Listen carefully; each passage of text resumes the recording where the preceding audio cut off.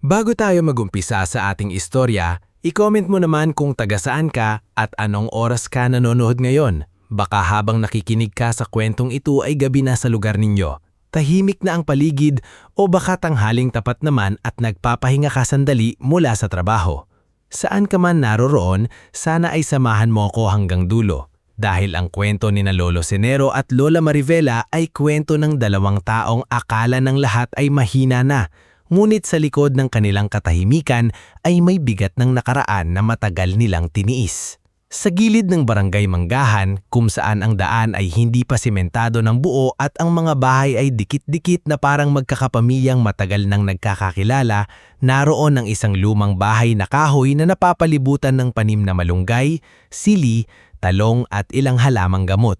Hindi magara ang bahay, may parte ng bubong na kinakalawang na, may dingding na kupas na ang pintura, at may maliit na bangkong kahoy sa harap kung saan madalas umupo ang mag-asawang matanda tuwing hapon. Sila ay sina Lolo Cenero San Vicente at Lola Marivela San Vicente. Si Lolo Cenero ay payat na, medyo kuba na ang tindig, ngunit kapag nagsasalita ay buo pa rin ang boses. Maputi na ang kanyang buhok at palagi siyang may suot na lumang salamin na tila ilang beses nang inayos gamit ang tape. Si Lola Marivela naman ay malumanay magsalita. Mahining kumilos at kahit kulubot na ang mukha ay kapansin-pansin pa rin ang dating ganda at talino sa kanyang mga mata. Sa paningin ng mga bagong residente, sila ay karaniwang matandang mag-asawa lamang na mahirap, tahimik at walang kakayahang makipaglaban sa makapangyarihan. Pero sa mga matatagal ng taga-Manggahan, alam nilang hindi ganoon kasimple ang buhay ng dalawa. Noon kabataan ni Lolo Cenero, isa siyang mahusay na engineer sa Maynila. Marami siyang proyektong nahawakan mula sa tulay, paaralan hanggang sa mga gusaling ginagamit pa rin ng mga tao hanggang ngayon. Hindi siya yumaman ng sobra dahil hindi siya marunong mangurakot. Madalas niyang sabihin noon, ang gusaling itinayo sa nakaw na pera kahit gaano kataas may sumpang dala. Si Lola Marivela naman ay naging guro sa pampublikong paaralan sa loob ng mahigit 30 taon. Marami siyang napagtapos na estudyante. May mga naging nurse, abogado, pulis, guro, doktor at may ilan ding naging ordinaryong manggagawa pero matitinong tao. Para sa kanya, hindi sukatan ng tagumpay ang taas ng posisyon, kundi kung marunong kang lumingon sa pinanggalingan mo. May nag-iisa silang anak noon, si Darian, mabait, tahimik at matalino. Mana siya sa ama sa pagiging mahusay sa numero at mana naman sa ina sa pagiging makatao. Ngulit ilang taon na ang nakalipas, isang trahedya ang dumurog sa pamilya San Vicente. Namatay si Darian sa isang aksidenteng hanggang ngayon ay hindi lubos matanggap ng mag-asawa. Sabi ng ulat, nawalan daw ng kontrol ang motorsiklo nito sa madilim na kalsada. Ngunit sa puso ni Lolo Cenero, may mali. Sa puso ni Lola Marivela, may lihim na hindi pa lumalabas. Mula noon, pinili nilang tumahimik. Iniwan nila ang dati nilang mas maayos na buhay at bumalik sa lumang lupahing minana ni Lola Marivela sa barangay Manggahan. Dito nila ginugol ang mga taon, nagtatanim, nagdarasal at tumutulong sa mga kapitbahay kahit sila mismo ay halos kapusin. Tuwing umaga, bago sumikat ng husto ang araw, makikita si Lola Marivela na naglalagay ng lugaw sa maliliit na lalagyanan. "Marivela," marahang sabi ni Lolo Cenero habang nakaupo sa mesa, "baka tayo na naman ang mawalan ng almusal niyan." Ngumiti si Lola Marivela habang tinatakpan ng isang lalagyanan. "Mas kaya nating magtiis, Cenero. Si Aling Viring may sakit. Wala na namang dumalaw sa kanya kahapon." Napabuntong hininga si Lolo Cenero pero tumayo rin siya at kumuha ng lumang bag. "Sige, ako na ang magdadala. Isasama ko na rin itong dahon ng lagundi." Ganyan ang buhay nila. Tahimik, simple, ngunit may saysay. Sa kabilang kanto naman nakatira si Aling Viring Tanyag, isang biyudang may rayuma at madalas hindi makalakad. Tuwing dinadalhan siya ni Lolo Cenero ng pagkain, naiiyak siya. "Kuya Cenero," sabi nito isang umaga, "kayo na lang lagi ang nakakaalala sa akin, yung mga kamag-anak ko kapag eleksyon lang nagpaparamdam. Huwag mong isipin iyon, basta kumain ka. Kapag lumakas ka, ikaw naman magdidilig ng halaman namin." Natawa si Aling Viring kahit nangingilid ang luha. "Ay, kung kaya ko lang pati bubong ninyo aayusin ko." Sa palengke naman, kilala rin sina Lolo Cenero at Lola Marivela. Si Nelia Pagsanghan, tindera ng kakanin, ay dating estudyante ni Lola Marivela. Hindi man siya nakapagtapos ng kolehiyo, natuto siyang magnegosyo dahil sa encouragement ng kanyang dating guro. Ma'am Marivela, tawag ni Nelia tuwing makikita siya sa palengke. Kahit matanda na si Lola Marivela, hindi pa rin niya ito matawag sa simpleng pangalan. May suman ako rito, libre na ito sa inyo. Ay, hindi pwede, Nelia. Sagot ni Lola Marivela. May benta ka rin. Ma'am, kung hindi dahil sa inyo, hindi ako marunong magkwenta ng puhunan noon. Hayaan niyo na ako minsan makabawi. Sa gilid naman ng terminal, si Tomaso Ilagan, tricycle driver na may 4 na anak, ay madalas maghatid sa mag-asawa ng hindi nagpapabayad. Lolo, Lola, sakay na kayo. Sabi niya, mainit, baka mahilo kayo sa daan. Tomaso, may pambayad kami, giit ni Lolo Senero habang inahabot ang barya. Umiling si Tomaso. Itago niyo na lang po. Noong naospital ang bunso ko, kayo ang unang nagbigay ng pambili ng gamot kahit alam kong wala rin kayong sobra. Hindi ko nakakalimutan iyon. Sa dami ng taong natulungan nila, hindi maiiwasang igalang sila ng marami. Ngulit sa bawat taong humahanga, may isang taong lalong kumukulo ang dugo sa inggit at galit, si Kapitan Leo Bilhildo Cabrillas. Si Kapitan Leo Bilhildo ay bagong halal na pinuno ng Barangay Manggahan. Malaki ang katawan, makapal ang bigote at laging may suot na puting polo na tila sinadya para ipakitang malinis siya kahit marami ng bulong-bulungan tungkol sa kanyang mga gawain. Sa harap ng tao, malakas siyang tumawa at mahilig mangako. Pero kapag walang kamera, ibang Leo Bilhildo ang lumalabas, mapagmataas, mainiti ng ulo at sanay mag-utos na parang hari ng buong barangay.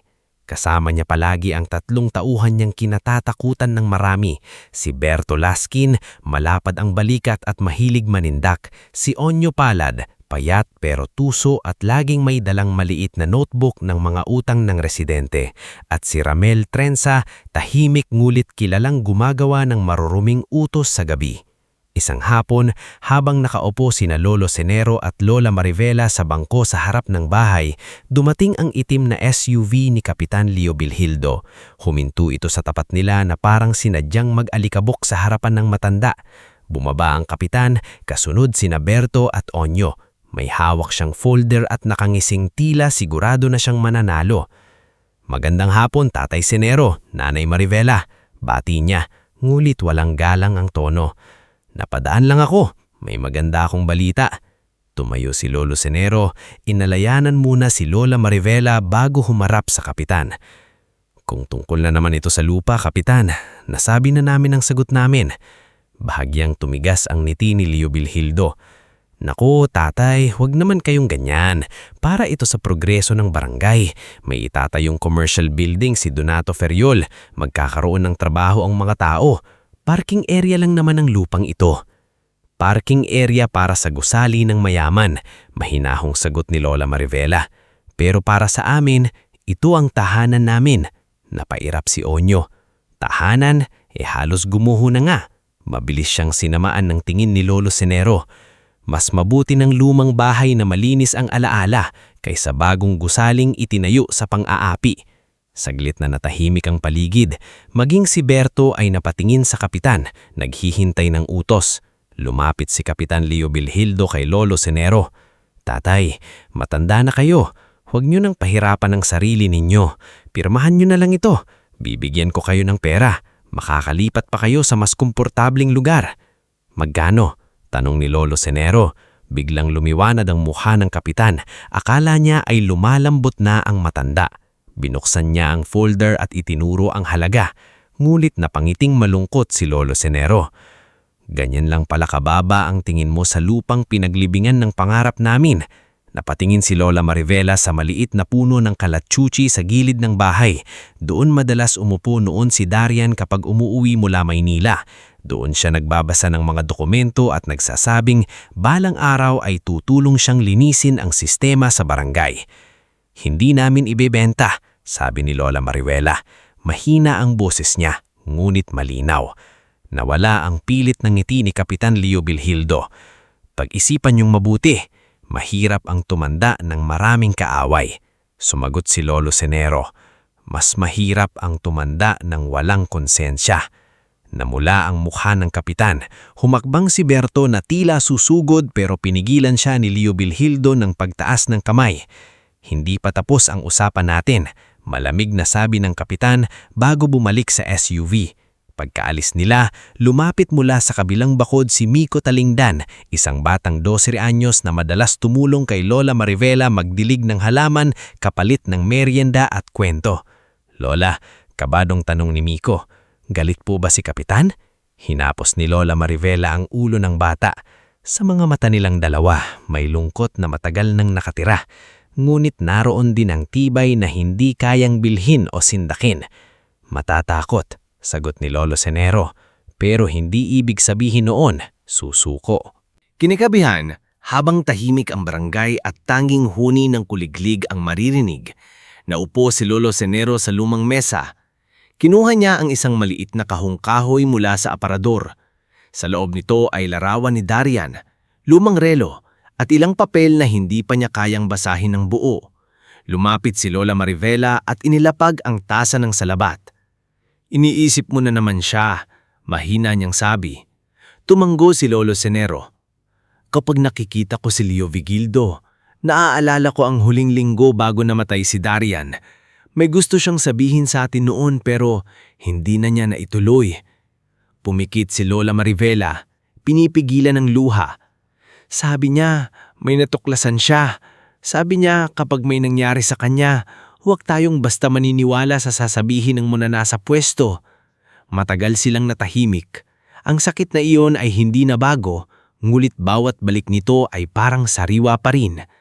Sa labas, may mga aninong dumaan sa tapat ng bahay. Hindi nila iyon napansin. Hindi rin nila alam na mula sa di kalayuan, minamasdan na ng mga tauhan ng kapitan ang kanilang tahanan. Kinabukasan, tila normal ang lahat. Nagluto si Lola Marivela ng lugaw para kay Alimviring. Nag-ayos si Lolo Senero ng sirang upuan ni Miko. Dumaan si Nelia para mag-abot ng kakanin at sumigaw si Tomaso mula sa kalsada para alokin silang ihatid sa palengke. Ngunit sa ilalim ng normal na umagang iyon, may paparating na unos. Sa barangay hall, nakaupo si Kapitan Leovilgildo kasama si Donato Ferriol, ang negosyanteng gustong magpatayo ng commercial building. Maputi ang buhok ni Donato, makinis ang sapatos, at may singsing na kumikinlang sa bawat galaw ng kamay. "Isang maliit na lupa lang yan, Kapitan," inis na sabi ni Donato. "Bakit hindi mo makuha?" Napahiya si Leovilgildo. Matigas ang ulo ng dalawang matanda. "Kung matigas, palambutin mo," sagot ni Donato. "May permit akong inaasikaso. Ayokong maantala dahil sa dalawang ulyaning sentimental." Napatingin si Kapitan Leovilgildo kina Berto, Onyo at Ramil. Hindi na niya kailangang magsalita ng marami. Sanay na ang mga tauhan niya sa mga tinging may utos. Samantala, sa bahay ng mag-asawa, walang kamalay-malay sina Lola Senero at Lola Marivela sa planong unti-unting binubuo laban sa kanila. Nasa bakuran sila, magkatabing nag-aayos ng mga halaman. Si Lola Marivela ay nagtatanim ng bagong talong, habang si Lolo Senero ay nagkukumpuni ng maliit na bakod. "Alam mo," sabi ni Lola Marivela, "kung buhay si Darian, baka may apo na tayo ngayon." Napahinto si Lolo Senero. Sandali siyang tumingin sa malayo, sa punong kalachuchi. "Baka makulit yun," sagot niya, pilit na nagpapagaan ng tono. "Baka araw-araw kang kinukulit magkwento." Ngumiti si Lola Marivela, ngulit nangingilid ang luha. "Sasabihin ko sa kanya na ang lolo niya matapang." Umiling si Lolo Senero. "Hindi ako matapang, Marivela. Marami akong pinalampas." "Hindi pa huli ang lahat," sabi ni Lola Marivela. Hindi sumagot si Lolo Senero, ngunit sa kaibuturan ng kanyang dibdib, may munting apoy na muling nagliyab. Sa loob ng maraming taon, pinili niyang manahimik dahil pagod na siya, dahil durog na siya, dahil natakot siyang mawala rin si Marivela. Ngunit habang lumalakas ang panggigipit ni Kapitan Leovilgildo, unti-unti niyang naiisip na baka ang pananahimik nila ang dahilan kung bakit patuloy na lumalakas ang masasama. Sa dulo ng araw na iyon, habang papalubog ang araw at kulay kahel ang langit sa ibabaw ng barangay Manggahan, nakaupo ang mag-asawa sa lumang bangko. Sa kabila ng kahirapan, sa kabila ng pangungulila at sa kabila ng banta sa kanilang lupa, magkahawak pa rin ang kanilang kamay. Hindi pa nila alam kung gaano kalupit ang susunod na mga araw. Hindi pa nila alam kung ang simpleng pagtanggi nilang ibenta ang kanilang lupa ay magbubukas ng mga lihim na matagal nang ibinaon. Ngunit sa gabing iyon, isang bagay ang malinaw. Ang mag-asawang San Vicente ay hindi lamang mga matatandang madaling itaboy. Sila ay mga taong minsang nawalan ng anak, nawalan ng pangarap, at halos nawalan ng boses, ngunit hindi kailanman tuluyang nawalan ng dangal. Bago tayo magpatuloy sa ating kwento, i-comment mo naman kung taga saan ka at anong oras ka nanonood ngayon. Sa mga nakasubaybay mula sa unang bahagi, tandaan natin ang huling tagpo. Sa gitna ng tahimik na dapit hapon sa Barangay Manggahan, magkahawak kamay sina Lolo Senero at Lola Marivela sa harap ng kanilang lumang bahay. Hindi pa nila alam kung gaano kalupit ang galit ni Kapitan Leo Vigildo Cabrias.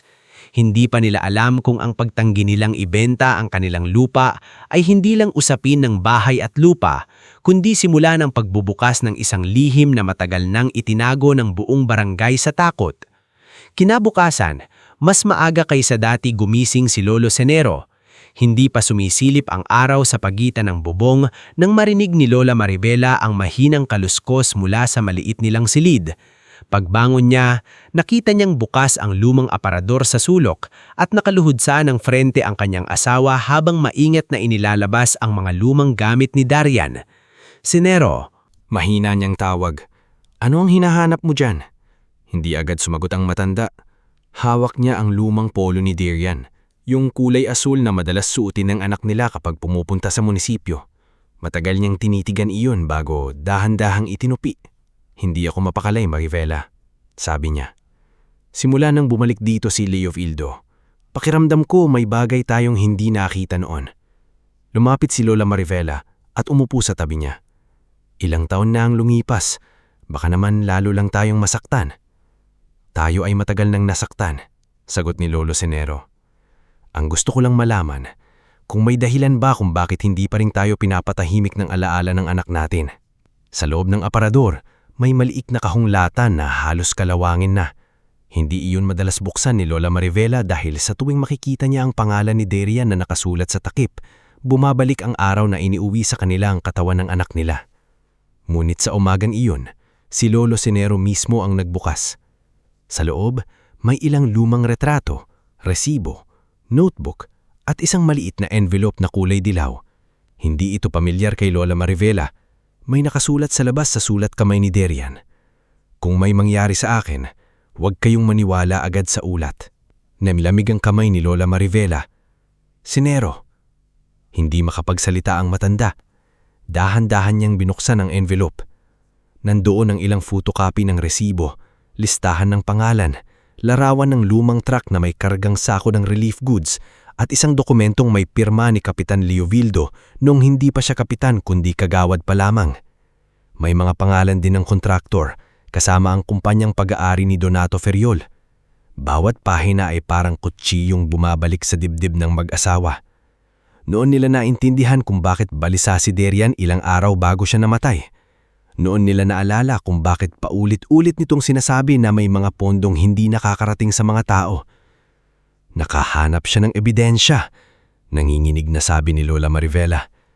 Diyos ko, Senero, kaya ba siya namatay? Mahigpit na napakapitan si Lolo Senero sa papel. Hindi ko pa alam, pero hindi na ito pwedeng manatili dito. Kanino tayo lalapit? Tanong ng asawa niya. Ang pulis dito, kaibigan ni Leo Vildo. Ang barangay, hawak niya. Ang mga tao, takot. Saglit na nag-isip si Lolo Senero. Pagkatapos, ay tumayo siya at kinuha ang lumang cellphone na nakasabit malapit sa bintana. May isang pangalan siyang matagal nang hindi tinatawagan, hindi dahil sa galit, kundi dahil ayaw na niyang madamay ang sinumang nagmamahal kay Lola Marivela. Si Attorney Solen Hizon. Dating estudyante ni Lola Marivela si Solen. Mahirap lang noon ang pamilya nito. Minsan ay muntik na itong tumigil sa pag-aaral dahil walang pamasahe. Ngumit si Lola Marivela ang lihim na nagbigay ng baon at lumang libro.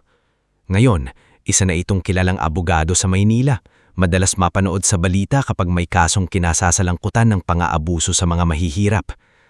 Nang sagutin ni Solen ang tawag, halos hindi makapagsalita si Lola Marivela. Ma'am Marivela? Gulat na tanong ni Solen sa kabilang niya. Kayo po ba ito? Kamusta po kayo? Si Sir Senero? Solen, mahinang sabi ni Lola Marivela. May nakita kami. Kay Derian ito. Mukhang may kinalaman sa pondo ng barangay noon at baka pati sa pagkamatay niya. Tumahimik ang kabilang linya. Pagkatapos, naging seryoso ang boses ng abogado. Ma'am, huwag niyo pong ipapakita kahit kanino diyan. Picturean niyo po bawat pahina kung kaya pero ingatan ang original. Pupuntahan ko kayo pero kailangan nating maging maingat. Kinuha ang telepono ni Lolo Senero. Solen, ayokong madamay ka. Sir, sagot ni Solen, matagal ko ng utang kay Ma'am Marivela ang buhay ko. At kung tama ang sinasabi ninyo, hindi na lang ito tungkol kay Derian. Tungkol ito sa buong barangay. Pagkatapos ng tawag, mas bumigat ang hangin sa loob ng bahay. Ngunit hindi na iyon parehong bigat na dala ng pangungulila. May halong kaba oo, pero may halong lakas din. Para bang ang lumong bahay na matagal ng tahimik ay unti-unting nagkakaroon muli ng tinig. Subalit hindi pa man nila ganap na nauunawaan ang laman ng mga dokumento, nagsimula nang gumalaw ang grupo ni Kapitan Leovildo. Una, nawalan ng tubig ang bahay ng mag-asawa. Akala ni Lola Marivela noong una ay sira lang ang linya, kaya nagdala siya ng timba sa poso sa kabilang kanto. Pero doon niya narinig ang bulbulang ng dalawang kapitbahay. Sabi raw ng barangay, illegal connection daw ang kinalolo Senero. Matagal na silang may gripo doon, bakit ngayon lang naging illegal? Nang dumating si Lolo Senero sa barangay hall para magtanong, sinalubong siya ni Onyo Palad sa pintuan. Nakangisi ito habang hawak ang clipboard. Ay, Tatay Senero, pasensya na po. May reklamo kasing hindi maayos ang linya ninyo. May resibo kami ng bayad. Mahinahon nguhit matigas na sagot ni Lolo Senero. Hindi kami nagnanakaw ng tubig. Lumapit si Kapitan Leo Vigildo mula sa loob ng opisina. Wala namang nagsasabing magnanakaw kayo, tatay, pero kailangan nating sundin ang proseso. Proseso o parusa dahil hindi kami pumirma? Biglang natahimik ang mga tao sa paligid. Naningkit ang mata ng kapitan. Mag-ingat kayo sa sinasabi ninyo. Matanda na kayo. Baka kung anong mangyari sa inyo sa daan. Hindi sumugot si Lolo Senero. Tiningnan lang niya ang kapitan at sa tinging iyon ay may halong sakit, galit at matagal ng tanong na hindi pa nasasagot. Pag-uwi niya, bitbit niya ang 2 galong tubig na binili pa niya sa tindahan kahit masakit na ang kanyang likod. Kinagabihan, sumunod ang 2 pananakot. Paggising ni na Lolo Senero at Lola Marivela, durog ang ilan sa kanilang tanim sa likod bahay. Ang mga talong ay binunot, ang sili ay inaapakan at ang maliliit na paso ng halamang gamot ay basag sa lupa. Napaupo si Lola Marivela sa tabi ng sirang gulayan. Ito na lang ang pinagkakaabalahan natin, Senero. Pati ito, hindi nila pinatawad. Napaluhod si Lolo Senero at isa-isang pinulot ang mga sirang tangkay. Hindi halaman ang gusto nilang sirain, loob natin. Habang naglilinis sila, dumating si Miko Talingdan na may dalang maliit na pandilig. Nang makita ng bata ang nangyari, nanlaki ang mga mata nito. Lola, sino pong gumawa nito? Hindi sumagot si Lola Marivela. Pinilit niyang ngumiti ngunit nanginginig ang labi niya. Lumuhod si Miko at tumulong mamulot ng basag na paso. Tutulungan ko po kayong magtanim ulit. May buto po ng pechay si nanay. Hihingi ako. Hinaplos ni Lola Marivela ang pisngi ng bata. Salamat, Miko, pero baka mapagalitan ka ng nanay mo kapag nakita kang tumutulong sa amin. Umiling ang bata. Sabi ni nanay mabait daw po kayo. Sabi niya kung hindi lang siya takot mawalan ng trabaho sa barangay daycare, matagal na raw siyang nagsalita laban kay Kapitan. Napatingin si Lolo Senero kay Miko. Doon niya mas malinaw na naintindihan, hindi sila nag-iisa. Pero maraming tao ang nakakulong sa takot. Takot mawalan ng ayuda, takot mawalan ng permit, takot hindi mapirmahan ang papeles, takot balikan sa gabi. Ilang araw pa ang lumipas, mas lumala ang panggigipit. Sa isang barangay meeting, pinatawag si Lola Marivela kahit masakit ang tuhod nito.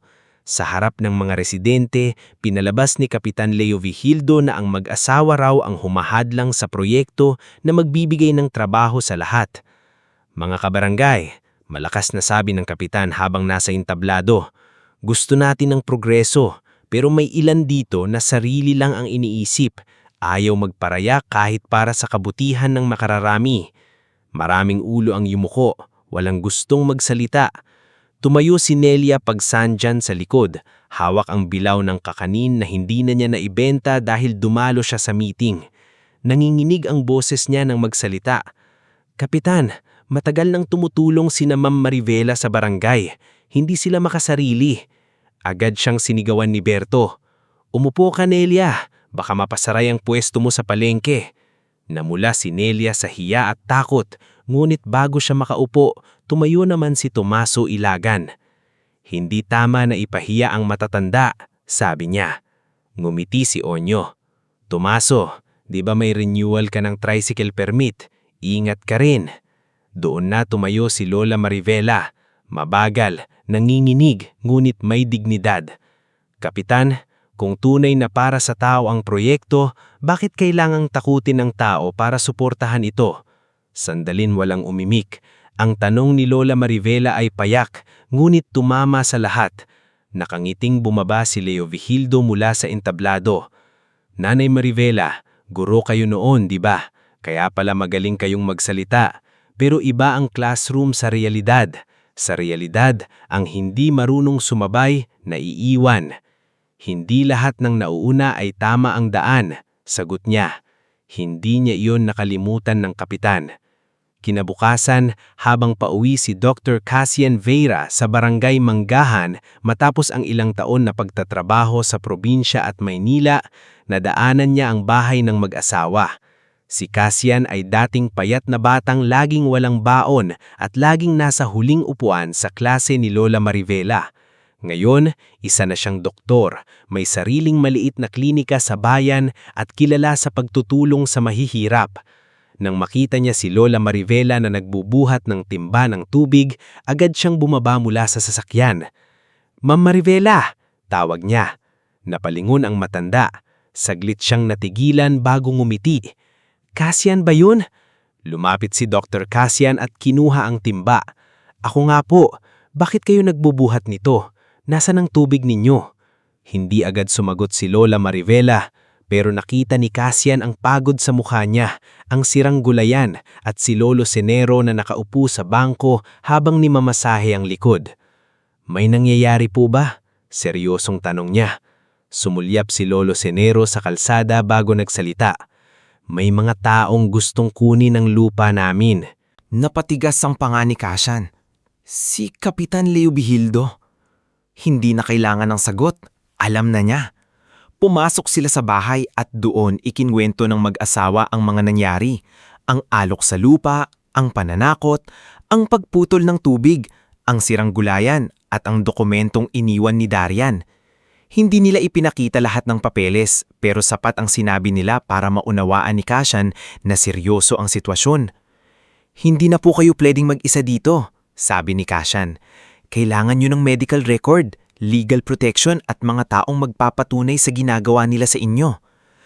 May nakausap na kaming abogado, sabi ni Lolo Senero. Si Sulen Hison. Bahagyang gumaan ang mukha ni Cassian. Mabuti, kilala ko sa mga balita. Pero habang papunta pa siya, ako muna ang tutulong. Maglalagay ako ng contact number sa inyo. Kapag may nangyari, tawagan niyo ako agad. Ngunit mula sa kabinang kanto, nakasilip si Ramil Trenza.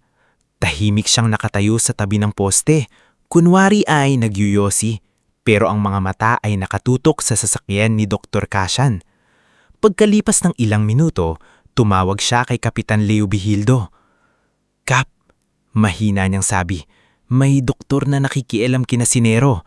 Mukhang dating kakilala nila. Sa kabilang linya, matagal na hindi nagsalita ang kapitan. Pagkatapos ay narinig ang malamig niyang utos. Alamin mo kung sino at bantayan mo. Ayokong lumaki ito. Samantala, sa loob ng lumang bahay ni si Lolo Marivela ay tahimik na naglagay ng bagong tela sa mesa. habang si Lolo Senero ay muling inayos ang envelope ni Darian. Si Dr. Cassia naman ay nagsusulat ng mga kailangang gawin. Kumuha ng litrato ng pinsala sa gulayan, magtala ng mga petsa ng pananakot, ipasuri ang kalagayan ng mag-asawa, at humanap ng ligtas na paraan para makausap ang mga residenteng handang tumestigo. Hindi pa rin madali ang kanilang kalagayan, hindi pa rin nawawala ang kanganib, ngunit sa unang pagkakataon matapos ang maraming taon, hindi na lang takot ang nasa loob ng bahay ni Lolo Senero at Lola Marivela. May plano na, may tutulong na.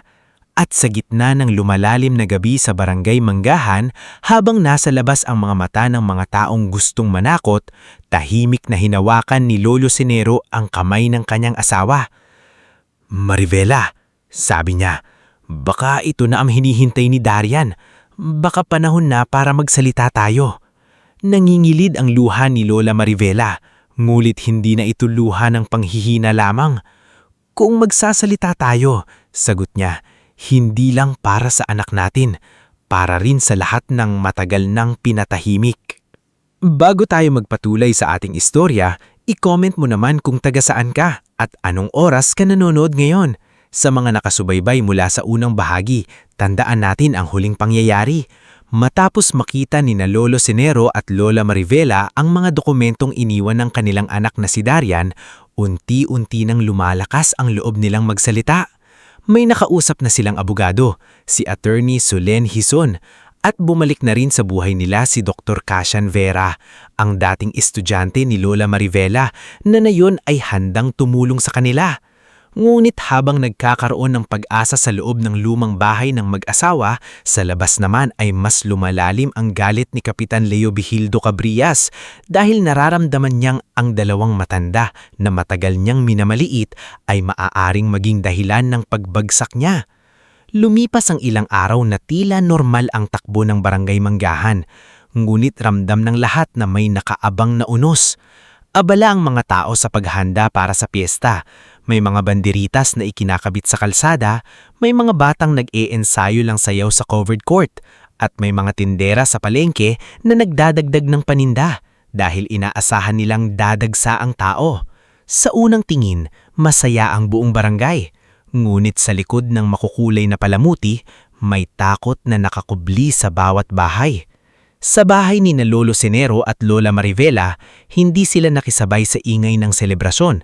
Nasa mesa ang mga dokumento ni Darian, maayos nang nakalagay sa plastic folder. May kopya na rin ito sa cellphone ni Dr. Cassia at may ilang litrato nang naipadala kay Attorney Solen. Hindi na basta papel ang hawak nila. Ito ay mga bakas ng katiwalian, pananahimik at posibleng dahilan kung bakit nawala ang anak nila. "Sigurado ka na ba rito, Senero?" tanong ni Lola Marivela habang inaayos ang lumong barong ng kanyang asawa. "Kapag nagsalita ka mamaya sa hearing, hindi na tayo makakabalik sa dati." Tumigil si Lolo Senero sa pag-aayos ng kanyang salamin. Tumingin siya sa larawan ni Darian na nakapatong sa maliit na altar sa gilid ng sala. "Matagal na tayong hindi nakabalik sa dati, Marivela," mahinamon niyang sabi. "Noong araw na nawala si Darian, nagbago na ang lahat. Ang ginagawa lang natin ngayon, hinahanap natin ang katotohanang matagal nilang tinabunan." Nalunok si Lola Marivela. May takot sa dibdib niya, ngunit hindi na ito tulad ng dati na nagpapahina sa kanya. Ngayon, ang takot ay may kasamang paninindigan. Sa araw ng piyesta, ginanap ang public hearing tungkol sa planong commercial building ni Donato Ferriol. Ginawa ito sa covered court, sa harap ng maraming residente. Nandoon si Kapitan Leo Vigildo, suot ang pinakamalinis niyang puting polo, nakangiti sa harap ng mga tao na parang siya ang pinakamabuting leader sa mundo. Sa tabi niya ay si Donato Ferriol, may suot na mamahaling relo at nakataas ang noo habang nakikipagkamay sa ilang negosyanteng inimbitahan niya. Sa likod nila nakatayo si Berto Laskin, Onyo Palad at Ramil Trenza. Tahimik, ngunit halatang nakabantay sa bawat kilos ng mga tao. Dumating sina Lolo Senero at Lola Marivela na magkahawak kamay. Kasama nila si Dr. Cassia, si Nelia Pagsanjan, si Tomaso Ilagan at si Miko Talingdan na pilit sumama kahit pinagsabihan siyang manatili na lang sa bahay. "Lolo, dito lang po ako sa likod," Mahina niyang sabi. Kung kailangan niyo ng tubig, ako po kukuha. Ngumiti si Lolo Senero. Salamat, Miko, pero huwag kang lalapit kapag nagkagulo. Hindi po ako takot, sagot ng bata, kahit halatang nanginginig ang mga kamay. Narinig yun ni Lola Marivela kaya hinaplos niya ang ulo nito. Ang tapang hindi ibig sabihin na hindi natatakot. Ang tapang marunong tumayo kahit nanginginig. Nagsimula ang hearing sa mahabang talumpati ni Kapitan Leo Vigildo. Sinabi niyang ang proyekto raw ay magdagala ng trabaho, ilaw, kalsada at pag-unlad. Binanggit niya ang mga kabataan na magkakaroon daw ng oportunidad, ang mga magulang na magkakaroon ng hanap buhay, at ang barangay na aangat sa kahirapan. Maraming pumalakpak, ngunit hindi lahat ay dahil naniniwala. Ang iba, pumalakpak dahil nakatingin sa kanila sina Berto at Onyo. Pagkatapos magsalita ni Donato Ferriol tungkol sa magagandang plano, binuksan ang pagkakataon para sa mga residente na magtunong. Walang agad tumayo. Tahimik ang covered court. Pati mga bata sa labas ay parang nararamdaman ang bigat ng hangin. Hanggang dahan-dahang tumayo si Lolo Senaro. Nagbubulungan ng mga tao. Si Tatay Senero. Diyos ko, magsasalita siya. Baka mapahamak sila. Humawak si Lola Marivela sa braso ng asawa, hindi para pigilan siya, kundi para ipaalala na hindi siya nag-iisa. Ako po si Senero San Vicente. Matagal na akong naninirahan sa barangay na ito. Ang lupang gustong bilhin para sa proyekto ay hindi lang basta lupa. Bahay namin yon, alaala ng pamilya namin, pero hindi lang dahil doon kaya ako tumatayo ngayon. Naningiting ang mata ni Kapitan Leo Vigildo. Tatay Senero, kung personal na hinaing lang ito, baka maaari nating pag-usapan sa barangay office. Hindi ito personal lang, sagot ni Lolo Senero, dahil ang mga dokumentong hawak ko ay tungkol sa pondong hindi nakarating sa mga residente. Relief goods na nawala, kontratang pinirmahan bago pa magkaroon ng tamang proseso, at mga pangalan ng taong matagal nang nakinabang habang ang mga mahihirap dito ay pumipila sa wala. Biglang lumakas ang bulungan. Tumayo si Donato Ferriol. Anong pinagsasabi ng matandang ito? Paninira yan! Nagtaas ng kamay si Kapitan Leo Vigildo na parang nagpapatahimik, pero halata sa mata niya ang galit. Tatay, mag-ingat kayo. Mabigat ang paratang ninyo. Mas mabigat ang ilibing ang anak nang hindi alam ang buong katotohanan. Parang nabuhusan ng malamig na tubig ang kapitan. Bahagya siyang napaatras, ngunit agad ding inayos ang sarili. Mga kabarangay, nakikita niyo ba? Ginagamit nila ang namatay nilang anak para hadlangan ang progreso. Nakakalungkot. Naiintindihan ko ang sakit nila, pero hindi ibig sabihin nun ay pwede silang gumawa ng kwento. Lumapit si Berto sa hanay ng mga residente at nagsimulang tumingin ng masama sa mga taong bumubulong. Si Onyo naman ay nagsulat sa kanyang notebook, kunwari ay nagtatala, pero alam ng lahat na listahan niyon ng posibleng kalaban ni Kapitan.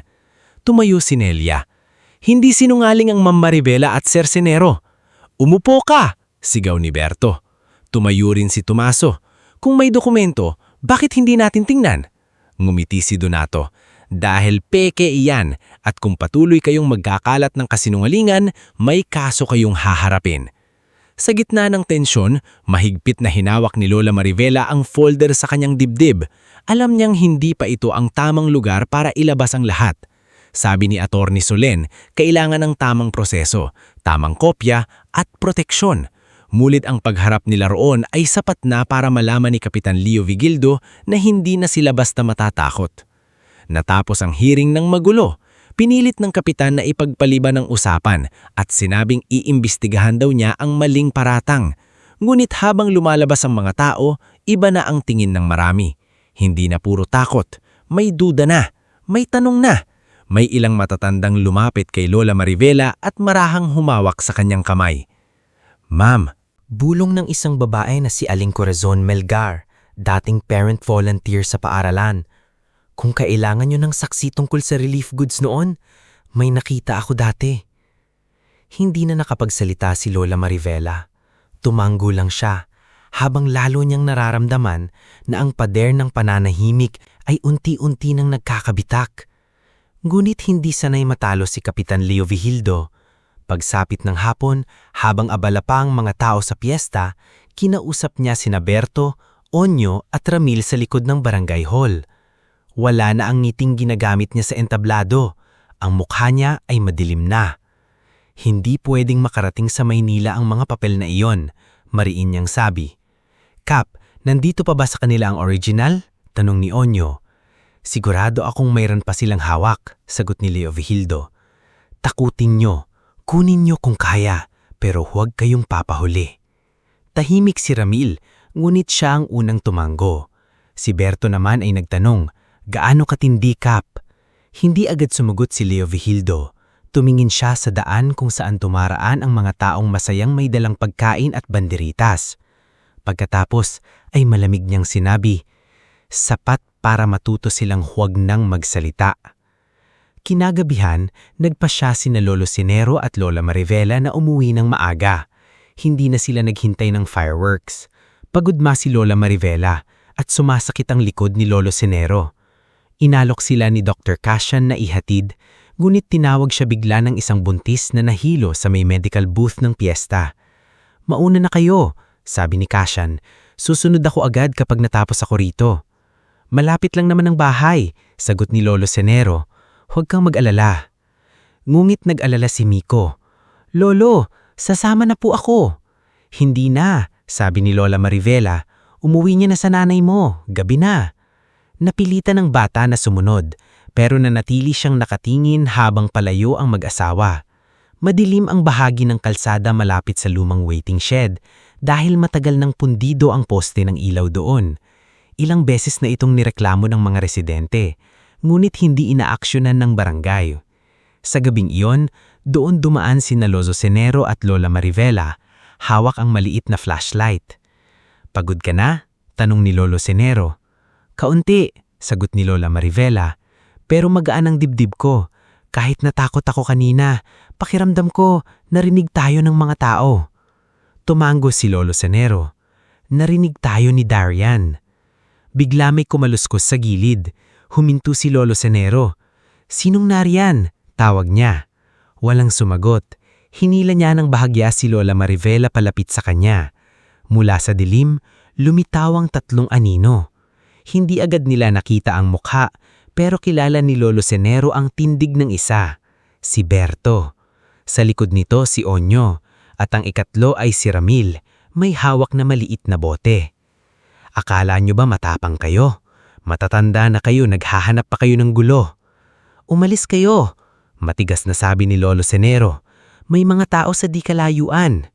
Tumawa si Onyo. May tao nga, pero sino ang lalapit? Lahat sila takot. Humakbang si Ramil, may takip ang mukha niya ng panyo, ngunit kitang-kita ang lamig ng mga mata. Nang makita ni Lola Marivela ang bote, napaatras siya. Senero! Mabilis ang nangyari. Itinulak ni Berto si Lolo Senero. Nahulog ang flashlight sa lupa. Sa gitna ng dilim at sigawan, inihagis ni Ramil ang laman ng bote. Sinubukang harangin ni Lolo Senero si Lola Marivela, kaya sa braso niya unang tumama ang likwido. Ngunit tumalsik pa rin ito sa balikat at gilid ng mukha ni Lola Marivela. Sumigaw siya sa sakit. Marivela! Sigaw ni Lolo Senero. Nagsitakbuhan ng tatlo, ngunit bago tuluyang makalayo, may ilang tao nang narinig ng sigaw. Si Tomaso na pauwi sakay ng tricycle ang unang dumating. Sumunod si Nelia na galing pa sa palengke, at si Miko na hindi pala agad umuwi at lihim na sumunod sa malayo dahil nag-aalala. Lola! Iyak na sigaw ni Miko. Tubig! Kumuha kayo ng maraming tubig! Sigaw ni Tomaso. Dumating si Dr. Cashan ilang minuto matapos tawagan ni Nelia. Halos tumalon siya mula sa sasakyan dala ang emergency kit. Agad niyang sinimulang banlawan ng mga sugat at pinapigilan ng mga tao ng paghawak ng basta-basta. Ambulansya! Tawagan niyong ambulansya! Huwag niyong takpan ng kung ano-ano. Tubig lang muna. Tuloy-tuloy. Si Lola Marivela ay nanginginig sa sakit, ngunit hinahanap pa rin ang kamay ng kanyang asawa. Si Lolo Senero naman, kahit namumula at napapaso ang braso, pinilit abutin ang kanyang lumang cellphone na nalaglag sa tabi. Senero, huwag muna! Sigaw ni Dr. Cashan. Kailangan kitang gamutin. Ngunit hindi nakinig ang matanda. Nanginginig ang kamay niyang napindot ang pangalan ni Attorney Solin Hezon. Sa di kalayuan, dumating si Kapitan Leo Vigildo. Kunwari ay gulat na gulat. Kasama niya ang ilang barangay tanod. Ano ang nangyari rito? Sigaw niya. Sino ang gumawa nito? Walang sumagot. Pero maraming mata ang tumingin sa kanya. Nang sumagot si Solen sa telepono, nanginginig ngunit malinaw ang boses ni Lolo Senero. Anak, sabi niya, at sa salitang iyon ay napalingon si Kapitan Leo Vigildo. Ilabas mo na ang buong kaso. Tawagan mo na rin si Direktor Mael Isandro ng NBI. Hawak ko na ang pangalan ng pumatay kay Darian. Parang namatay ang ingay sa paligid. Namuti ang mukha ni Kapitan Leo Vigildo. Anong sinabi mo? Halos pabulong niyang tanong. Hindi siya sinagot ni Lolo Senero. Nakatingin lang ang matanda sa kanya habang hawak ang kamay ni Lola Marivela. Sa kabilang linya, narinig ang mariing boses ni Attorney Solen Hizon.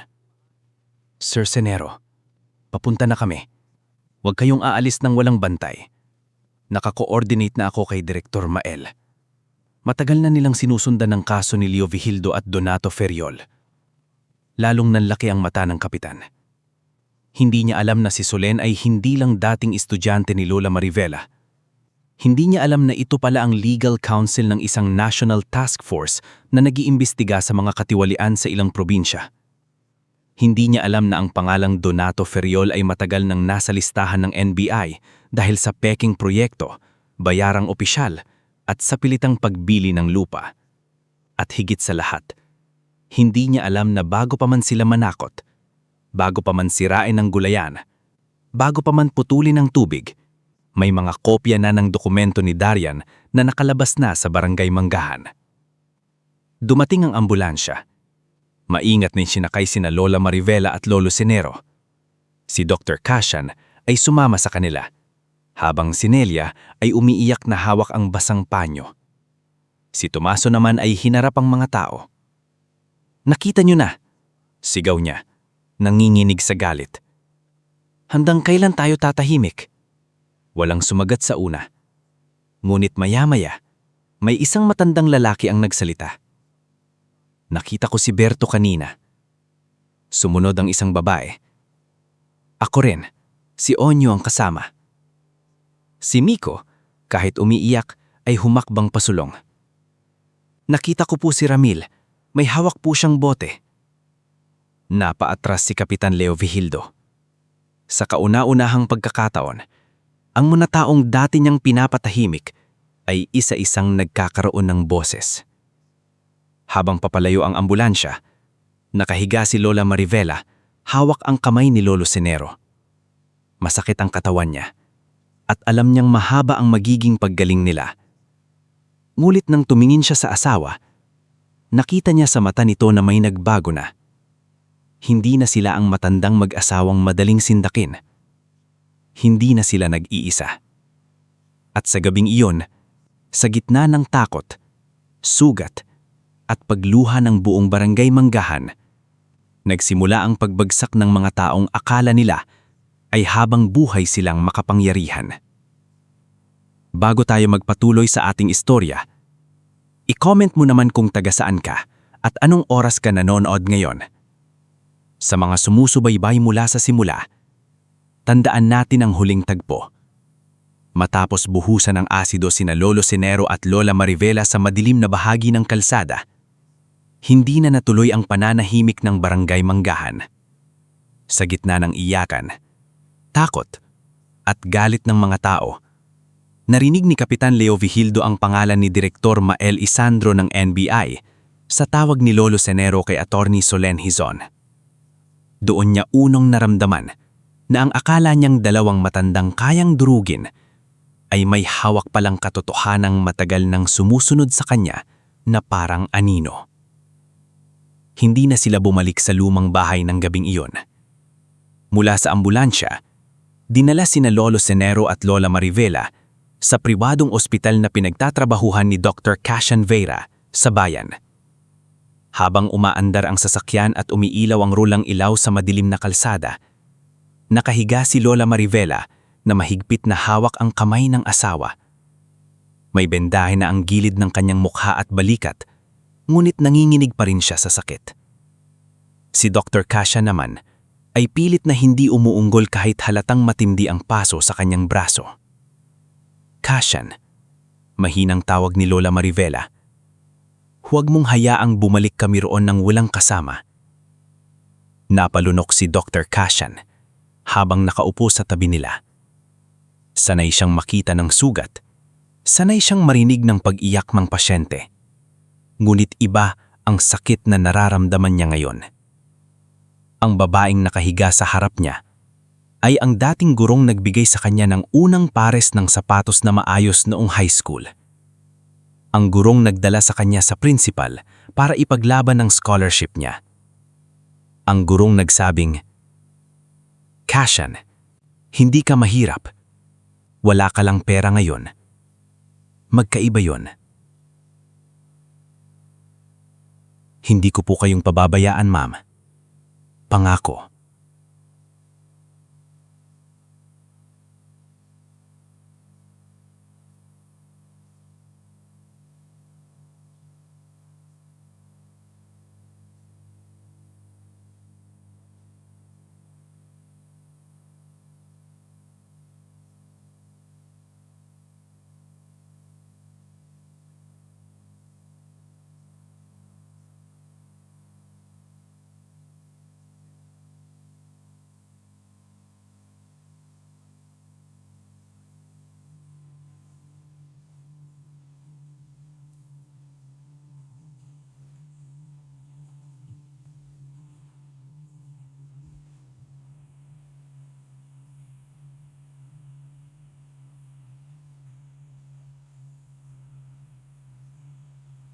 Hindi agad sumugot si Lola Marivela. Hindi pa niya kayang sabihin ang pangalan ng mga taong gumawa. Hindi dahil natatakot siya, kundi dahil ayaw niyang mawalan ng kontrol sa galit. Nais niyang ang hustisya ay dumaan sa tama, hindi sa paghihingati.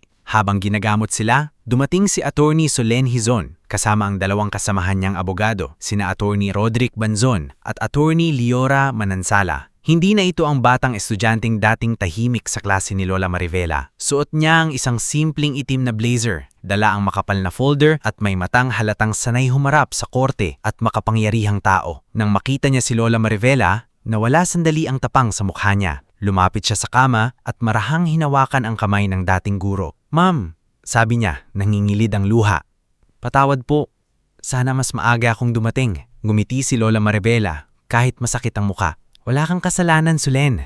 Dumating ka sa oras na kailangan namin." Lumapit si Lola Sinero na nakaupo sa kabilang kama habang nililinis ang braso. "Nadala mo ba ang tao mo?" Tumanggo si Solen. "Nasa labas na ang team ni Director Mael. Hindi muna sila papasok para hindi magmukhang raid. Pero may security na sa parigid. Simula na yon, hindi kayo basta malalapitan ni Kapitan Leovildo o ng mga tauhan niya." Sa unang pagkakataon mula nang nangyari ang pananakit, bahagyang nakahinga ng maluwag si Lolo Sinero. Hindi dahil tapos na ang laban, kundi dahil may pader na sa pagitan ng asawa niya at ng mga taong gustong manakit muli. Kinabukasan, mabilis na kumalat ang balita sa buong barangay Manggahan. May mga nagsasabing patay na raw si Lola Marivela. May nagsasabing tumakas na raw sina Lolo Sinero. May nagpapakalat na aksidente lang daw iyon at walang kinalaman ang barangay hall. Ngunit bago pa man lumala ang kasinungalingan, dumating ang mga sasakyan ng NBI sa barangay. Hindi sila maingay, hindi sila nagpakitang gilas. Ngunit sapat ang presensya nila para matakot ang mga taong sanay maghari-harian. Si Director Mael Esandro ay hindi mukhang madaling lokohin. Matangkad,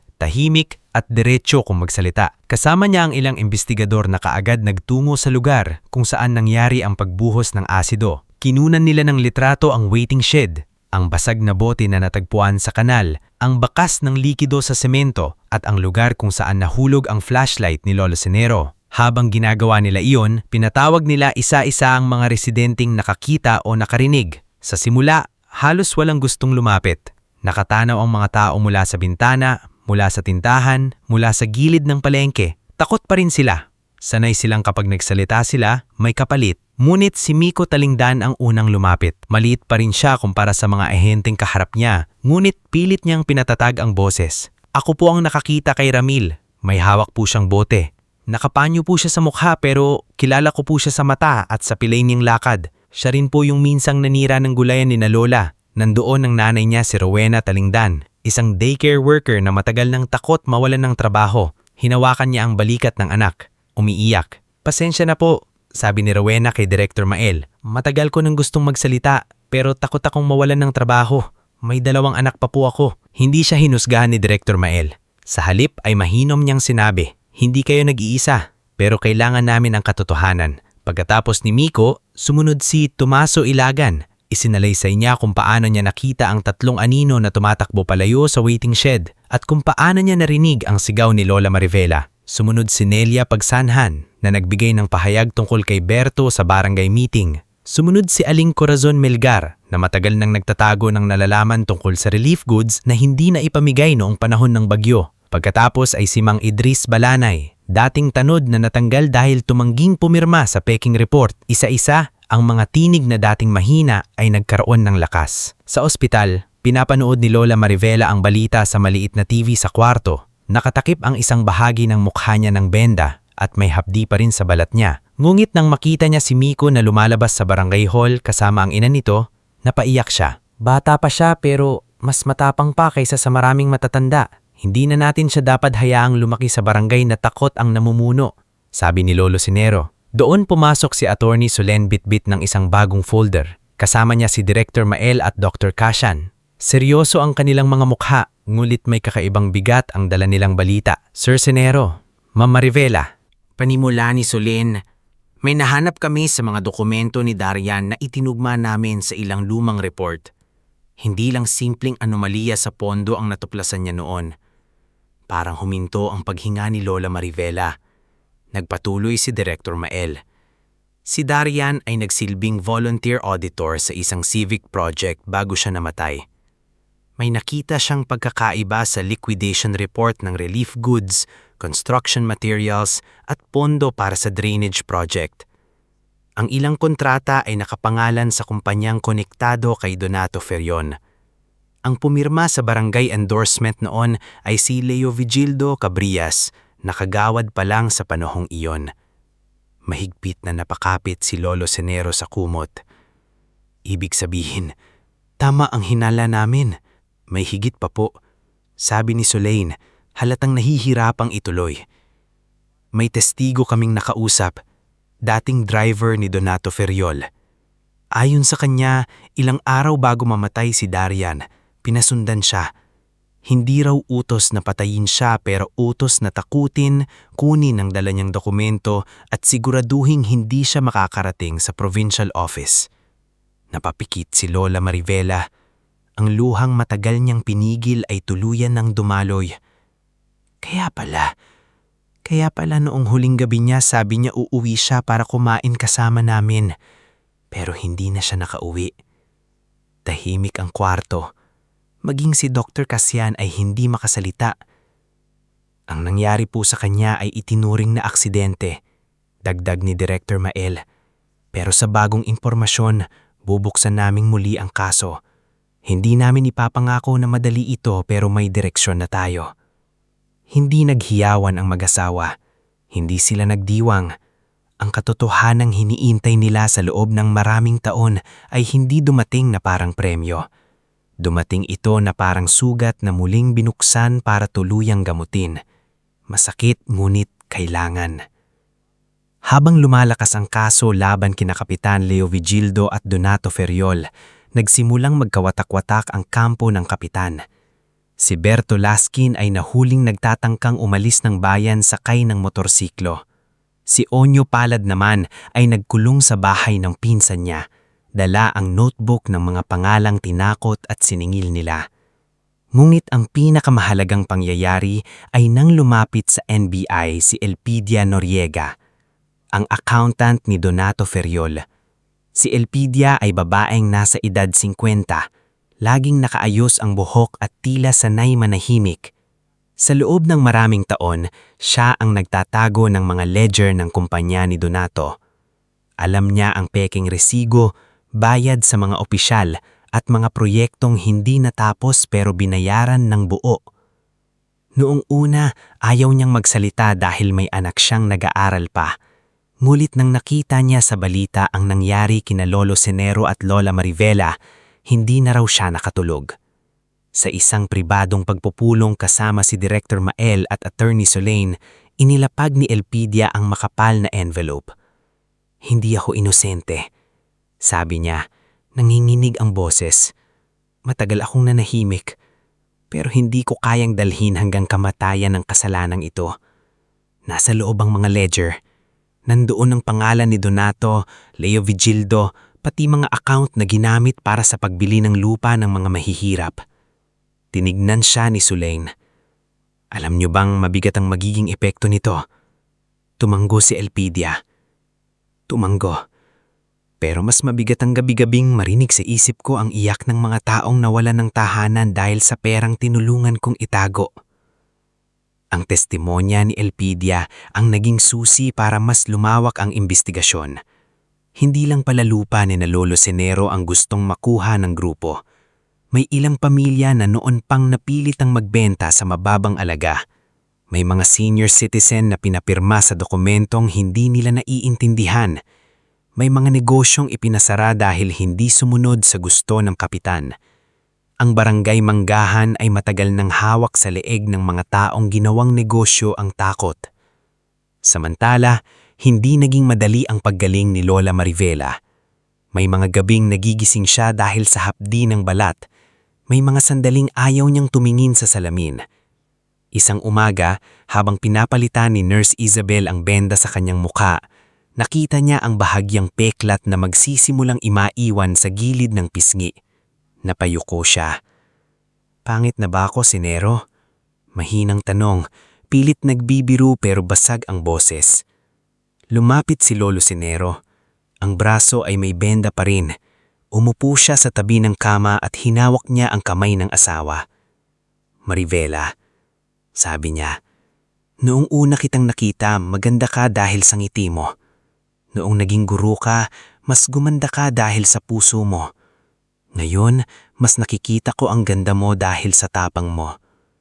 Tuluyang panag-iyak si Lola Marivela, hindi dahil sa awa sa sarili, kundi dahil sa pagod, sakit at pagmamahal na nanatili habang halos durugin sila ng buhay.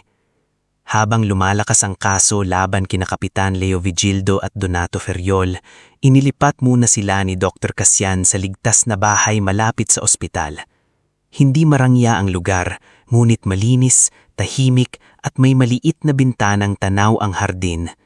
Doon nagsimulang magsulat muli si Lola Marivela sa isang notebook. Sa una, akala ni Lolo Senero ay diary iyon ng kanyang sakit.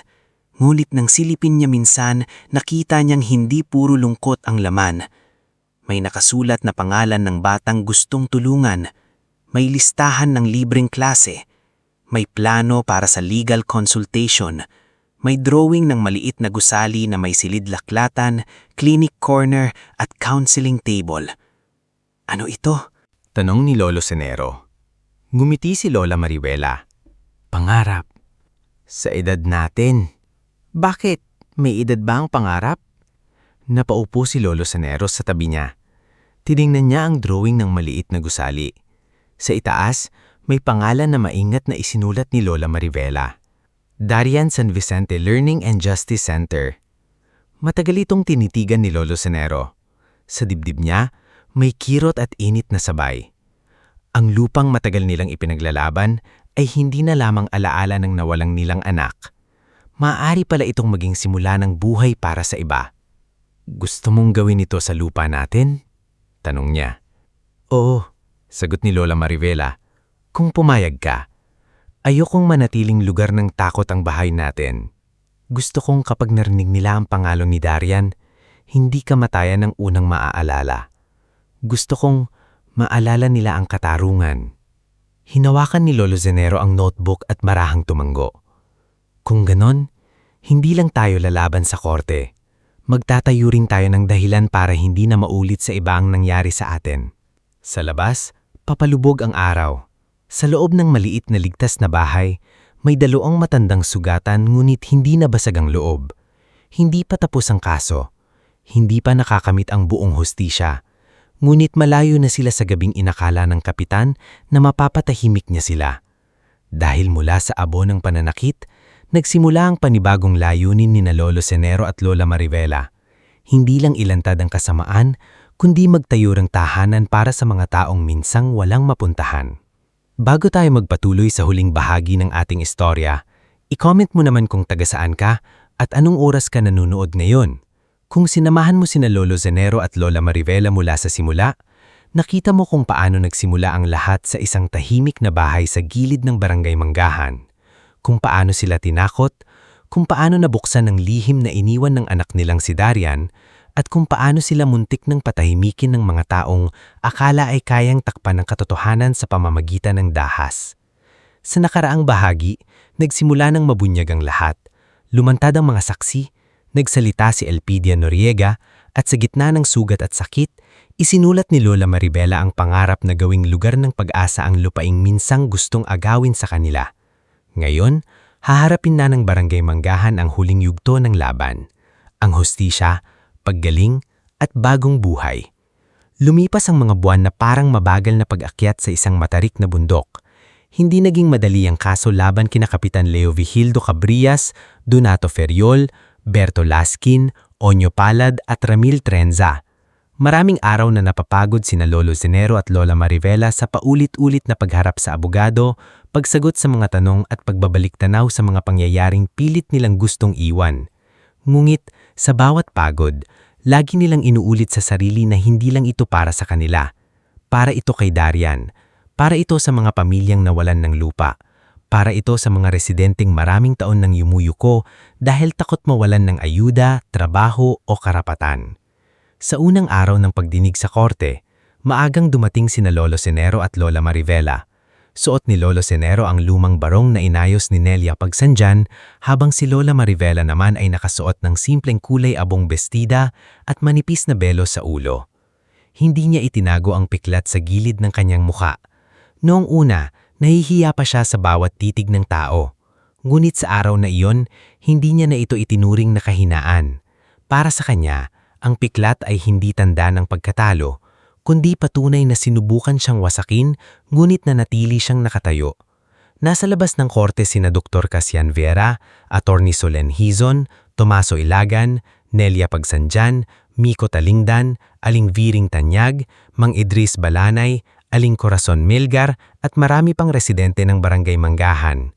Hindi sila maingay, hindi sila nagdala ng plakard, pero ang presensya nila ay sapat na para ipakita na hindi na kayang paghiwa-hiwalayin ng takot ang komunidad. Lumapit si Miko kay Lola Maribela. Bata na ang itsura niya kahit bata pa dahil sa mga nangyaring kanyang nakikisahan. "Lola," sabi niya mahina, "kapag tinanong ako ulit, sasabihin ko pa rin ang totoo." Hinawakan ni Lola Maribela ang dalawang pingis ng bata. "Miko, hindi mo kailangan maging matapang araw-araw. Ang mahalaga, kapag dumating ang oras na kailangan mong pumili sa pagitan ng totoo at mali, pipiliin mo ang tama." Tumanggo si Miko. "Gusto ko pong maging abogado balang araw, katulad ni Attorney Solen." Napangiti si Solen na nakarinig mula sa gilid. "Kung ganun, kailangan mong mag-aral ng mabuti at huwag mong kakalimutan kung bakit mo gustong maging abogado." Pumasok sila sa loob ng korte. Sa kabilang hanay, naroon si Kapitan Leo Vigildo. Wala na ang dating yabang sa tindig niya. Wala na ang malakas na tawa at tindig ng taong akala ay kanya ang buong barangay. Suot niya ang maayos na damit, ngunit hindi maitago ang panginginig ng kamay. Si Donato Feriol naman ay pilit pa ring mukhang kalmado, ngunit halatang hindi na siya sanay na hindi siya ang may kontrol. Sina Berto, Onyo at Ramil ay magkakahiwalay ng upuan. Bawat isa ay may sariling abogadong halos hindi tumitingin sa kanila. Nagsimula ang paglilitis sa mga dokumentong iniwan ni Darian. Isa-isang ipiniliwanag ni Attorney Solen kung paano nagtugma ang mga resibo, ledger, pangalan ng kumpanya at mga transaksyon. Ipinaliwanag ni Direktor Mael Isandro kung paano sinuri ng NBI ang mga ebidensya, kung paano nakuha ang basag na bote sa kanal, kung paano tumugma ang ilang fingerprint, at kung paano nagtagpo ang pahayag ng mga saksi. Nang tumayo si Elpidia Noriega para tumestigo, halos hindi makatingin si Donato Feriol sa kanya. Ang dating accountant na palaging tahimik ay humarap sa hukom na may nanginginig ngunit malinaw na boses. "Ako po ang nagtatago ng ilang ledger," sabi niya. Alam kong mali ang ginagawa namin. May mga proyektong binayaran kahit hindi natapos. May mga pamilyang pinilit magbenta ng lupa. May mga perang dumaan sa peking account. At may mga gabing narinig ko mismo si Donato Ferriol na kausap si Leo Vigildo Cabrias tungkol sa pagpapatahimik kay Darian San Vicente. Naging mabigat ang katahimikan sa loob ng korte. Napayuko si Lola Marivela. Dahan-dahang hinawakan ni Lolo Cenero ang kamay niya sa ilalim ng upuan. Kahit ilang beses na nilang narinig ang posibilidad na yon mula sa mga investigador, iba pa rin kapag binibigkas na sa korte. Para bang ang pangalan ni Darian ay muling naglakad sa gitna nila, hindi bilang alaala lamang, kundi bilang isang anak na matagal nang naghihintay na may magsabi ng totoo para sa kanya. Sumunod na tumistigo si Tomaso. Ikinwento niya ang gabing nakita niyang tumatakbo palayo ang mga tauhan ng kapitan. Si Nelia naman ay nagsalita tungkol sa pananakot sa barangay meeting at sa mga permit na ginagamit para supilin ang maliliit na negosyante. Si Mang Idris ay nagbigay ng lumang tala tungkol sa mga peking report noong tanod pa siya. Si Aling Corazon ay nagpatunay na ilang relief goods ang itinago at ipinagbili noong panahon ng bagyo. Nang si Miko na ang tinawag, napahigpit ang hawak ni Rowena Talingdan sa bag niya. Halatang natatakot siya para sa anak. Ngulit tumayo si Miko, lumakad papunta sa harap at nagsalita ng hindi sumisigaw, ngulit malinaw na malinaw. Nakita ko po si Ramil Trenza nung gabing yun. May hawak po siyang bote. Nakatakip po ang mukha niya pero kilala ko po ang lakad niya.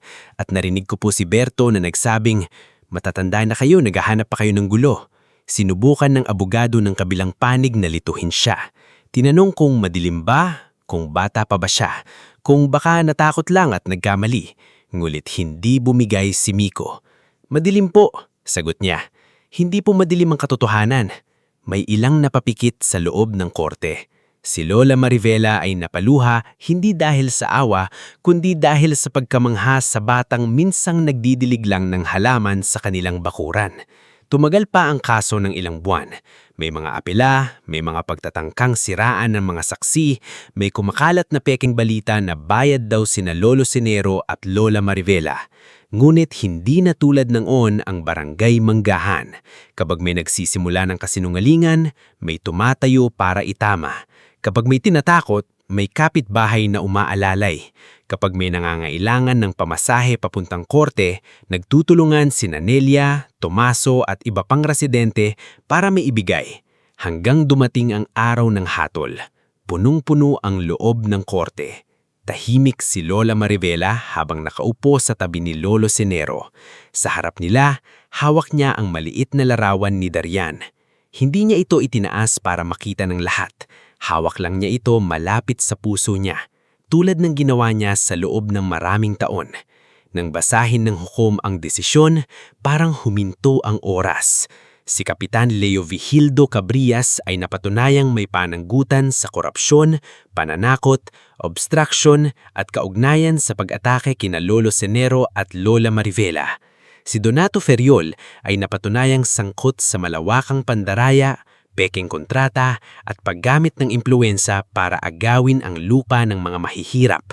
Sina Berto, Onyo at Ramil ay nahutulan sa pananakit, pananakot at iba pang kaso na kaugnay sa pag-atake.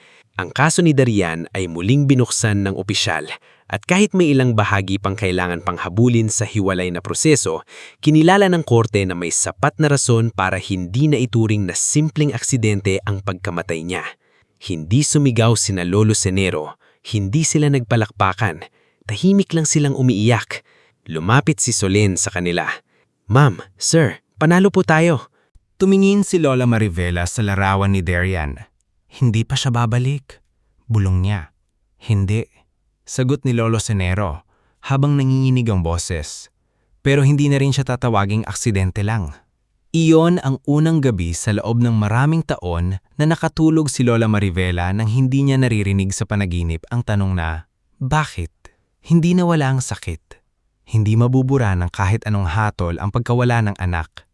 Ngunit sa unang pagkakataon, may katahimikan na hindi gawa ng takot. Katahimikan ito ng katotohanang nailabas na. Lumipas ang isang taon. Nagbago ang barangay Manggahan. Hindi bigla, hindi parang himala, kundi dahan-dahan tulad ng sugat na naghihilom.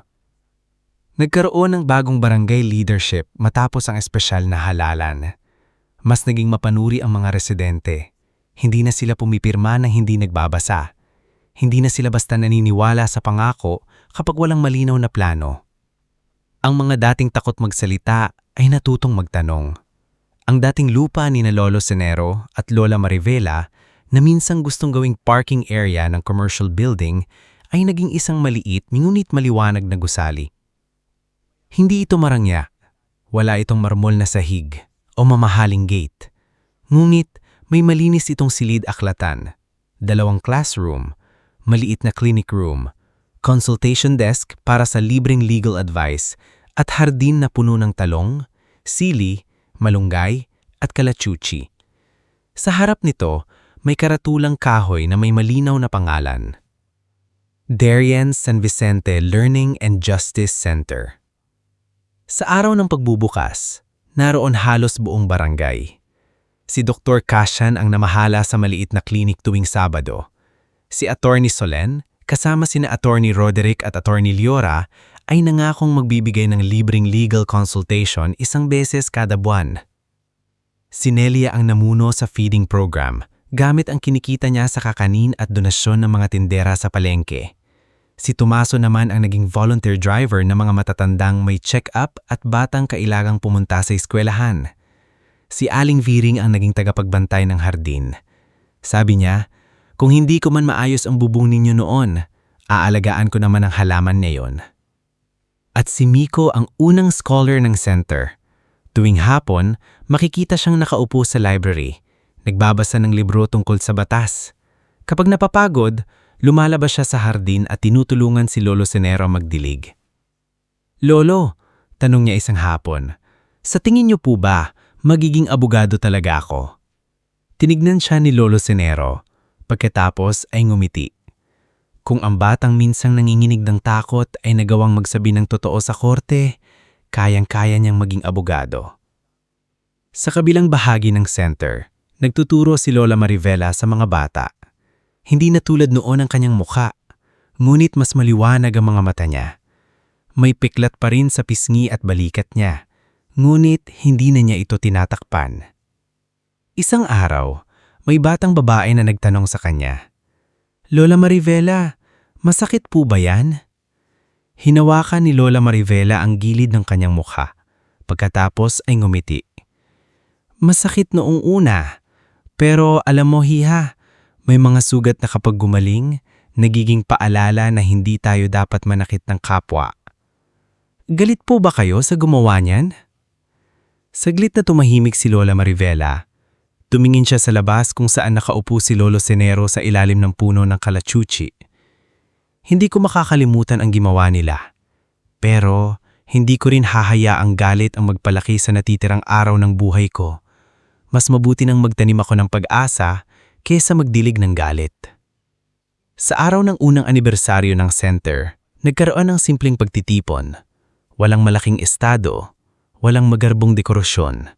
May mga upuang hiniram sa chapel, pagkain mula sa palengke, at mga batang nagbasa ng maikling liham para sa mag-asawang San Vicente. Tumayo si Rowena Talingdan, ina ni Miko, at humarap sa lahat. Noon, takot akong magsalita. Akala ko kapag nanahimik ako, ligtas ang pamilya ko. Pero natutunan ko kina Lolo Senero at Lola Marivela na minsan ang katahimikan ang nagpapalakas na masasama. Salamat po dahil tinuruan niyo kaming manindigan. Sunod na nagsalita si Dr. Cashan. Hindi niya mapigilang maiyak nang binanggit niya ang dati niyang buhay bilang batang walang baon. Kung hindi dahil kay Mama Rivela, baka hindi ako naging doktor. Ngayon, bawat batang papasok dito, bawat matandang gagamutin natin, bawat pamilyang tutulungan natin, ay pagpapatuloy ng kabutihang itinanim niya noon. Huli namang tumayo si Lolo Senero. Mabagal siyang lumakad papunta sa harap. Hawak niya ang kamay ni Lola Marivela at sa isa pa niyang kamay ay ang larawan ni Darian. Maraming taon kaming nagtatanong kung bakit kinuha sa amin ang anak namin. Wala pa rin kaming buong sagot. Siguro may mga sakit sa buhay na hindi kailanman magkakaroon ng sagot na sapat. Pero ngayong nakikita namin ang lugar na ito, naiintindihan namin na kahit may nawala, may maaari pa ring itayo. Kahit may dumurog, may maaari pa ring bunguin. At kahit may taong nagtangkang patahimikin kami, mas marami palang handang makinig kapag pinili naming magsalita. Hindi niya natapos agad ang sinasabi dahil napaiyak siya. Si Lola Marivela ang humawak sa mikropono. Ang lupaing ito, sabi niya, ay hindi na amin lang. Ito ay para sa mga batang gustong matuto, sa matandang kailangang alagaan, sa pamilyang walang pambayad sa abogado, at sa sino mang minsang naniwalang wala silang kakampi. Dito, walang mahirap na itataboy, walang matanda na pagtatawanan, walang bata na sasabihang wala siyang mararating. Nagpalakpakan ng mga tao, hindi malakas na palakpak ng palabas, kundi palakpak ng mga taong tunay na naantig. Pagkatapos ng programa, habang papalubog ang araw, naupo sina Lolo Senero at Lola Marivela sa lumang bangkong inilipat nila mula sa dati nilang bahay papunta sa harap ng center. Iyon din ang bangkong inuupuan nila noong unang dumating si Kapitan Leo Vigildo para bilhin ang lupa. Ngunit ngayon, hindi na alikabok ng SUV ang humaharap sa kanila. Ang nasa harap nila ay mga batang nagbabasa, mga kapitbahay na nagtatawanan, at isang komunidad na natutong bumangon. Hawak ni Lola Marivela ang larawan ni Darian. Hinaplos niya ito ng daliri. "Anak," bulong niya, "hindi ka namin naipagtanggol noon sa oras na kailangan mo kami. Pero sana, ngayon nararamdaman mong hindi ka namin kinalimutan." Huminga ng malalim si Lolo Senero. "Marivela, kung nakikita niya tayo ngayon, siguro nakangiti siya. Sa tingin mo?" "Oo," sagot niya. "At baka sinasabi niya, sa wakas ma, sa wakas pa." Sumandal si Lola Marivela sa balikat ng asawa. Sa unang pagkakataon matapos ang maraming taon, ang paglubog ng araw ay hindi na nagdala ng bigat sa dibdib niya. Hindi na ito paalala ng isang araw na nawala. Ito ay paalala na kahit gabi ang susunod, may bukas pa ring darating. Sa loob ng center, naririnig nila ang boses ni Miko na nagbabasa sa mas batang mga bata. Sa hardin, dinidiligan ni Aling Viring ang mga tanim. Sa gate, inaayos ni Tomaso ang karatula. Sa klinik, tinutulungan ni Dr. Cassian ang isang matandang may ubo. Sa maliit na opisina, nag-aayos si Attorney Solen ng schedule para sa libreng konsultasyon. Ang dating lugar na pinag-aagawan ng makapangyarihan ay naging tahanan ng mga walang kapangyarihan. Ang dating lupang gustong bilhin ng mura ay naging kayamanan ng buong barangay. At ang mag-asawang akala ng lahat ay mahina na, ang mag-asawang minsang binuhusan ng asido para patahimikin, ang siya palang naging dahilan para matutong magsalita ang isang buong komunidad. Hindi man naibalik kay Lolo Senero at Lola Marivela ang anak nilang si Darian, naibalik naman sa kanila ang kapayapaan. Hindi man nabura ang peklat sa mukha ni Lola Marivela, naging ilaw naman ito para sa mga batang tinuruan niyang huwag ikahiya ang pinagdaanan. Hindi man nawala ang sakit sa puso ni Lolo Senero, natutunan niyang ang alaala ng anak ay hindi dapat ikulong sa lungkot, kundi maaaring gawing binhi ng katarungan.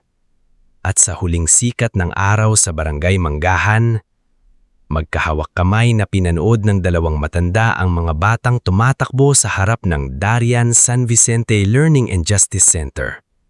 Sa wakas, hindi natakot ang nangingibabaw sa kanilang tahanan. Hindi na galit, hindi na pagluluksa lamang, kundi pag-asa, hustisya, at isang wakas na matagal nilang ipinaglaban.